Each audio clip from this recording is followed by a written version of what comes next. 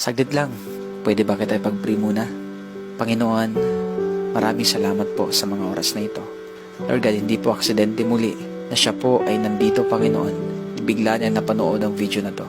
Lord, I pray in the name of Jesus na anuman ang gumugulo sa taong ito, Panginoon, anumang ginagawa ng kaaway sa kanyang buhay, sa pamamagitan, Lord, ng mga problema, sa pamamagitan ng mga pagsubok, mga sitwasyon na matitindi sa kanyang buhay. Dalangin ko ngayon, Panginoon, bigyan mo siya, Panginoon, o God, na lakas na nanggagaling sa iyo. Ano man ang kanya pong dinadala sa mga oras na to, Panginoon. Lord, maaaring ang taong ito, wala po siyang ibang mapagsabihan sa sobrang bigat na kanyang nararamdaman. Maaaring ang taong ito ngayon, Panginoon, hindi po niya alam kung saan siya lalapit at kung ano po ang kanyang gagawin. Napatanong na siguro ang taong ito, Panginoon, na may Diyos kaya na nagmamahal sa akin? May Diyos kaya na nakakaalam ng sitwasyon ko?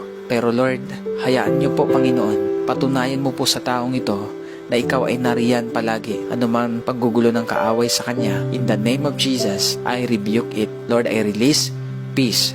I release joy. I release strength. I release life. I release restoration in the mighty name of Jesus. Salamat po, Panginoon. In Jesus' name, amen and amen.